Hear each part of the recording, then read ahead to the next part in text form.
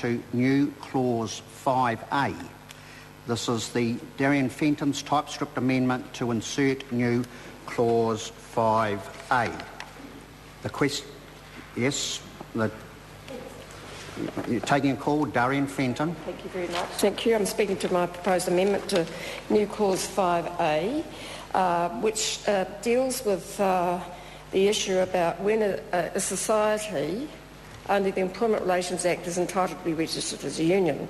Now, we did go into this in some detail in the Select Committee, and we did explore this, as I referred to this in my earlier speech, about how the objectives of the member could be reached by simply requiring an amendment in the Employment Relations Act that says union rules must have a requirement that a secret ballots of the members who are employed by the same or different employers and who would become party to the strike be held before any strike is undertaken.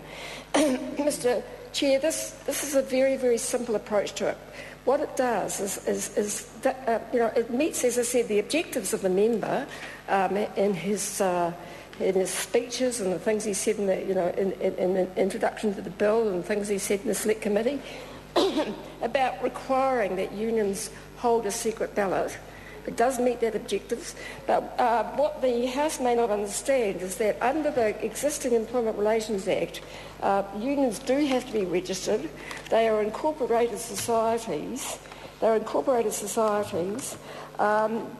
even so, they have to be registered as a union. Now, this changed with the Employment Relations Act 2000. Before that, they were just incorporated societies. So, first of all, they have to have a whole set of rules that say they are not unreasonable, that they are democratic, they're not unfairly discriminatory or unfairly prejudicial, and not contrary to law.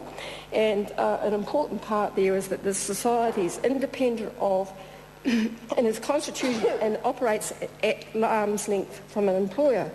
Now, as I said, this provision in Section 14, which this Clause 5 amends, wasn't inserted in the Employment Relations Act in 2000, when the Employment Relations Act came into being. The government's been in power now for nearly 3 years. They have not sought to change that.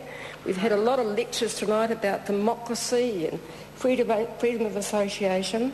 And what this Clause 14 does is require unions. Actually, interesting, it requires unions to be democratic and have rules, but it doesn't require corporations to have a similar kind of matching set of rules. So there is a higher test on unions under the Employment Relations Act than there is on employers. And that's, I think very interesting. But however, unions have accepted that, and I know for a fact, Mr. Chair, how this works, because as you know, I'm a former union leader, and I know what it requires. Unions, if they want to change their rules, they have to have meetings of members, annual general meetings. And in my union, we were talking about, I used to do 53 meetings to try and get provide an opportunity for every employee, every union member throughout the country. So we took it very, very seriously. And so the registrar of unions, actually, while it must require on the statutory declaration of a union, they can check the rules of the union. They do. There is a high test now, that came in from the Employment Relations Act in 2000, where unions have to meet these requirements. And what my amendment to Clause 5A simply does is add to that and say one of the things that must be in a union's rules is that they have to have a process for determining a secret ballot. Now, it's a very democratic process. Rather than imposing on it, with a sort of a really heavy-handed approach as the members' bill does, rather than imposing that, it simply says the members of the union, who pay their fees, who are entitled to come along to meetings and determine these things, must vote to determine what the process is going to be, should there be strike action. Now, as I've already said, and my colleagues have said, Mr. Chair, that most unions already have rules like this, actually. This isn't a new thing. But that would mean that the objectives, as I said, of the member and the chair are met by ensuring that there are provisions in union rules which they are required to follow, and as Carol Beaumont has said, required under good faith provisions under the Employment Relations Act. They are required, Mr Chair, they are required to follow in good faith, and actually there is a good faith relationship between union members and the unions, and that can be enforced as well. They have remedies should the union not act in good faith. So if we look at the Employment Relations Act, as Carol Beaumont said, it's the good faith relationships are between employers and employees, between unions and employers, but also between unions and their union members. So their rules can be enforced if the union acts in bad faith, doesn't follow the rules. Actually, they have other remedies as well under the Employment Relations Act. So, this is a compromise SOP or amendment, Mr Chair.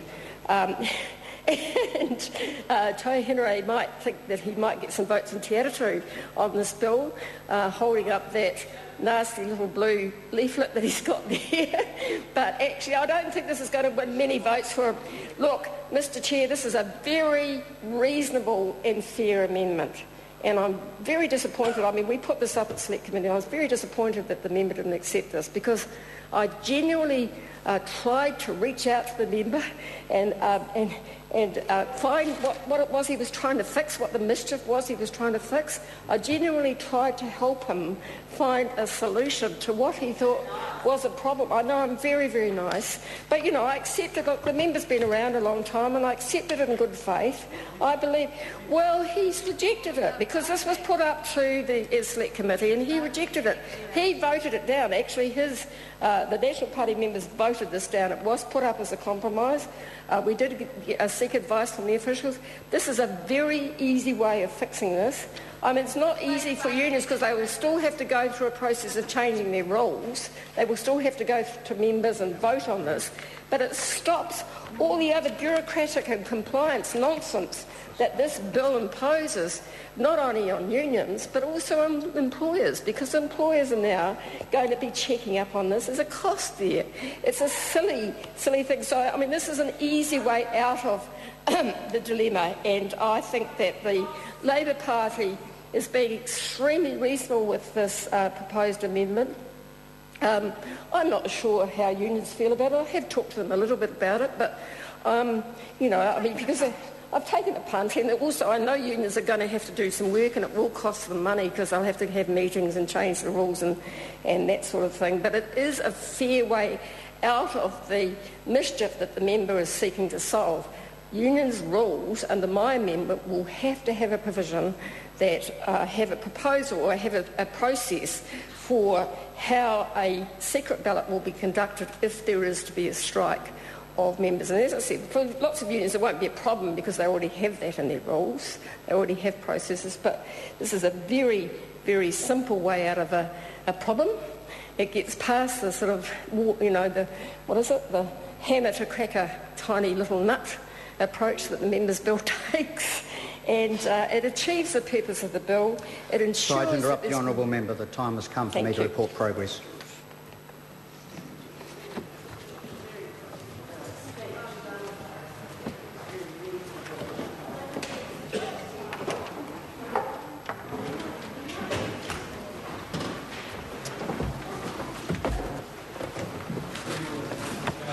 The House is resumed. Mr Chairman. Mr Speaker, the committee has further considered the Employment Relations Secret Ballot for Strikes Amendment Bill and reports progress. Mr Speaker, I move that the report be adopted. Question is that the report be adopted. Those of that opinion will say aye. Contrary, no. The ayes have it. This bill is set down for further consideration in committee next sitting day, and so the House stands adjourned until 2 p.m. tomorrow. Good evening, everybody.